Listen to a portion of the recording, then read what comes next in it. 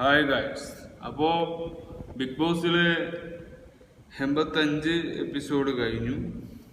അപ്പോൾ ആ കഴിഞ്ഞതിനെ കുറിച്ച് മനസ്സില്ല, നമുക്ക് 84 എപ്പിസോഡ് ചർച്ച ചെയ്യാനുണ്ട്. 85 കഴിഞ്ഞു. അപ്പോൾ ഈ ബിഗ് ബോസ് ഷോയിൽ ഒരുപാട് മാറ്റങ്ങൾ വരുന്നുണ്ട്, ഗെയിം ചേഞ്ചർ ആവുന്നുണ്ട്. അപ്പോൾ ഈ പ്രാവശ്യം എല്ലാവരെയും നോമിനേഷനിൽ ഇട്ടിരിക്കുകയാണ് ബിഗ് ബോസ്. അപ്പോൾ ഒറ്റക്കായിട്ടൊന്നും ഇപ്പോൾ നോമിനേഷൻ ചെയ്യാൻ പറ്റാത്ത അവസ്ഥ. അങ്ങനെ നിരവധി മാറ്റങ്ങൾ കൊണ്ടുവന്ന് പിന്നെ ഈ വരാൻ പോകുന്ന ടാസ്കുകളൊക്കെ മണി ബാങ്കാണ്. പക്ഷേ ഇപ്പോൾ ഇപ്രാവശ്യത്തെ മണി ബാങ്കും പൈസ എടുത്ത് പോക്കുമൊക്കെ മറ്റൊരു രീതിയിലാക്കി മാറ്റിയിട്ടുള്ള ഡിഫറെൻറ്റ് ഗെയിം ഓഫ് കൊണ്ടുവന്നുകൊണ്ട് ഒരു അറ്റംപ്റ്റ് നടത്തുകയാണ്. അപ്പോൾ ഇത് വളരെ നല്ലൊരു കാര്യമാണ്. അപ്പോൾ ബിഗ് ബോസ് കാണുന്നവർക്കും ഫീൽ ചെയ്യുന്നു, പക്ഷേ കുറച്ച് നെഗറ്റീവും ഉണ്ട്, പോസിറ്റീവും ഉണ്ട്. അപ്പോൾ ഇതൊക്കെ വിന്നാവുന്നവരുടെ കയ്യിൽ നിന്നാണ് ഈ പണമൊക്കെ നഷ്ടപ്പെട്ട് അവരുടെ ബാങ്കിൽ നിന്ന് ഡെബിറ്റ് ആവുമെന്നൊക്കെയാണ് ഇതിൽ പറയുന്നത്. അപ്പോൾ ഇവിടെ ഇപ്പോൾ നമുക്ക് ഇപ്രാവശ്യം നോമിനേഷനിൽ വരുമെന്ന് പറഞ്ഞ എല്ലാവരും ഉണ്ട്. അപ്പോൾ അതിനെ കുറിച്ച് നമുക്ക് സംസാരിക്കാം. ബിഗ് ബോസ് മലയാളം സീസൺ 7 അടുത്ത ആഴ്ച നോമിനേഷനിൽ വീട്ടിലെ എല്ലാവരും ഉണ്ട് കേട്ടോ. സ്വാഭാവികമായിട്ട് നമ്മളത് പ്രതീക്ഷിച്ചതാണ്. പക്ഷെ ഇൻട്രസ്റ്റിംഗ് ആയിട്ടുള്ള ഒരു കാര്യം, ബിഗ് ബോസ് 1-2 കാര്യങ്ങൾ പറഞ്ഞു. ഇതുവരെ ഈ സീസണിൽ ഏറ്റവും കൂടുതൽ തവണ നോമിനേഷനിൽ വന്നിട്ടുള്ളത് നമ്മുടെ നെവിനും അനുമോളുമാണ് എന്നും ഏറ്റവും കുറച്ച് നോമിനേഷനിൽ വന്നിട്ടുള്ളത് അവിടെ ഇരിക്കുന്ന അനീഷ് ആണെന്നും ബിഗ് ബോസ് പറഞ്ഞു. 8 തവണയാണ് നെവിനും അനുമോളും നോമിനേഷനിൽ വന്നത്, 5 തവണയാണ് നമ്മുടെ അനീഷ് നോമിനേഷനിൽ വന്നത്. സോ ഇവർക്ക് പ്രേക്ഷകരോട് സംസാരിക്കാനായിട്ടുള്ള ഒരു അവസരം ബിഗ് ബോസ് കൊടുത്തു. 3 പേരും സംസാരിക്കുകയുണ്ടായി. വളരെ ഇമോഷണൽ ആയിട്ടൊക്കെയാണ് സംസാരിച്ചത്. നെവിൻ ആണെങ്കിലും അനു ആണെങ്കിലും അനീഷ് ആണെങ്കിലും എല്ലാവരെയും വീട്ടിലേക്ക് ക്ഷണിക്കുകയൊക്കെ ചെയ്തു. നല്ല രസമായിരുന്നു. ഇവർക്ക് ബിഗ് ബോസ് ഒരു ഉപഹാരം എന്ന നിലയ്ക്ക് ഈ ഏറ്റവും കൂടുതൽ തവണ നോമിനേഷനിൽ വന്നവർക്ക് 25 മുട്ട വീതവും ഏറ്റവും കുറവ് തവണ നോമിനേഷനിൽ വന്ന അനീഷിന് 5 ലിറ്റർ പാലും നൽകുകയുണ്ടായി. അത് ഭയങ്കര രസകരമായി തോന്നി. അതുപോലെ തന്നെ എല്ലാവരും അടുത്ത ആഴ്ചത്തെ നോമിനേഷനിൽ ഉണ്ടാവും. സോ തീർച്ചയായിട്ടും പ്രേക്ഷകരുടെ വിലയേറിയ വോട്ടുകൾ ഇനിയാണ് വളരെ പ്രധാനം. ഏറ്റവും അനുയോജ്യരായിട്ടുള്ള അർഹതയുള്ള കണ്ടസ്റ്റൻസിന് നിങ്ങളുടെ വിലയേറിയ വോട്ടുകൾ നൽകൂ, അവരെ വിജയിപ്പിക്കാൻ ഒപ്പം നിൽക്കൂ. മറ്റൊരു അപ്ഡേറ്റുമായി വീണ്ടും എത്താം. ഞാൻ പറഞ്ഞു, അപ്പോൾ ആ ഒരു വീക്കെൻഡ് എപ്പിസോഡ് കഴിഞ്ഞപാടെ നെവിനെയും അക്ബറിനെയും ജയിലിട്ടു. കുറച്ച് സമയം കഴിഞ്ഞപ്പോൾ അവരെ ജയിൽ മോചിതരാക്കി. പിന്നീട് നടക്കുന്നത് വളരെ ഡിഫറെൻ്റ് ആയ കാര്യങ്ങളാണ്. പിന്നെ നെവിൻ ആകെ ഡള്ളാവുകയാണ്.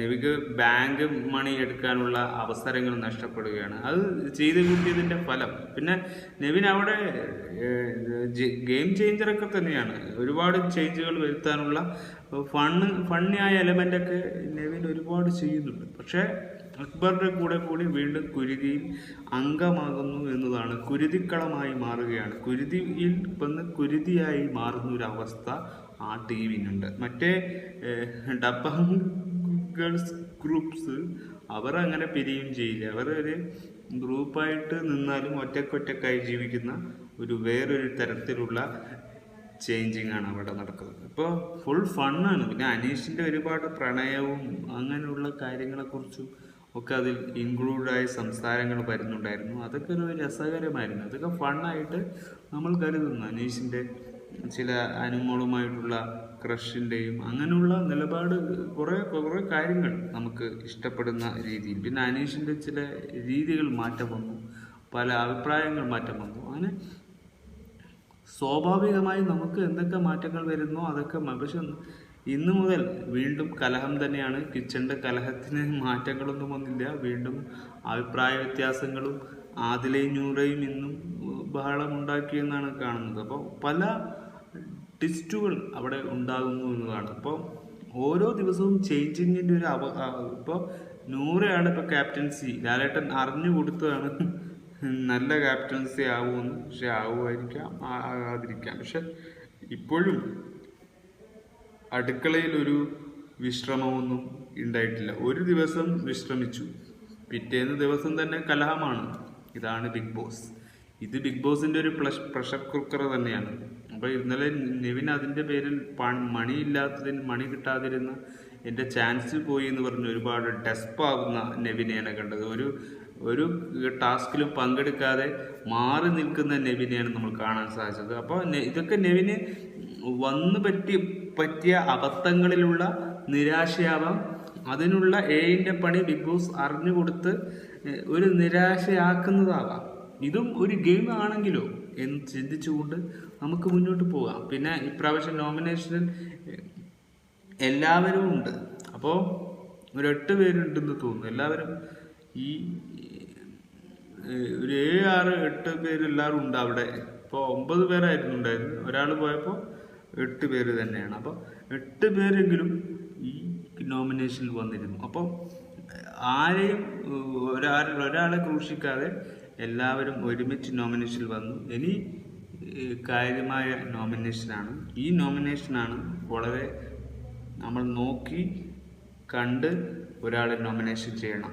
അതായത് നമ്മുടെ ഇഷ്ടങ്ങളെ നമുക്ക് ഇഷ്ടപ്പെടുന്നവർക്ക് വോട്ട് ചെയ്യാനുള്ള അവസരമാണ്. ഇതാണ് ഏറ്റവും വലിയൊരു അവസരം എന്ന് ഞാൻ ആഗ്രഹിക്കുന്നു. കാരണം ഇത്തരത്തിലുള്ള ഒരു പ്ലാറ്റ്ഫോമിൽ ഈ ഒരു നോമിനേഷന് വലിയൊരു പ്രാധാന്യം തന്നെ ബിഗ് ബോസിനുണ്ടാവും. അപ്പോൾ ബിഗ് ബോസിൻ്റെ റേറ്റിങ്ങിൻ്റെയും അപ്പോൾ ഒരുപാട് മാറ്റങ്ങൾ വരുത്തി എന്നതാണ് എനിക്ക് തോന്നിയത്. പല രീതികളിലായി മാറ്റങ്ങൾ കൊണ്ടുവന്നു. പക്ഷെ കംപ്ലീറ്റ് ഒരു പാക്കപ്പ് വേർഷൻ ആയിരുന്നില്ല. അപ്പം ഇപ്രാവശ്യത്തെ ബിഗ് ബോസിൻ്റെ ക്വാളിറ്റി എന്ന് പറഞ്ഞാൽ ഒരു ആവറേജ് എന്ന നിലപാടിൽ മുന്നോട്ട് പോകുന്ന ഒരു കണ്ടൻസ് ഒക്കെ ആയിരുന്നു. അപ്പോൾ മികച്ചത് എന്ന് പറയാൻ നമുക്ക് ഇതുവരെ ഒന്നും നിലവാരമൊക്കെ അളന്ന് നോക്കുമ്പോൾ ഒരുപാട് ഗ്രാഫ് താഴെ പോയിട്ടുണ്ട്. മുകളിലേക്ക് ഇനിയും വരണമെങ്കിൽ ഈ ഷോ അവസാനിക്കാൻ വേണ്ടി വരും. അപ്പം നമുക്ക് ഇനിയും ഇതിൻ്റെ റിവ്യൂ പറയാൻ ആഗ്രഹമുണ്ട്. അപ്പോൾ ഇതിൻ്റെ അഭിപ്രായങ്ങൾ ഇനിയും വരും. അപ്പോൾ അതിനു വേണ്ടി നിങ്ങൾ കാത്തിരിക്കുക.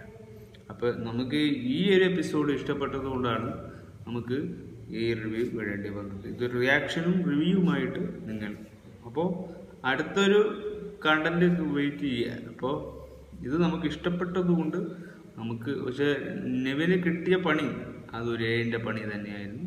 അത് മാറ്റം വരും. കളിച്ച് മാറ്റങ്ങൾ കൊണ്ടുവരും ബിഗ് ബോസ്. അതാണ് ഗെയിം.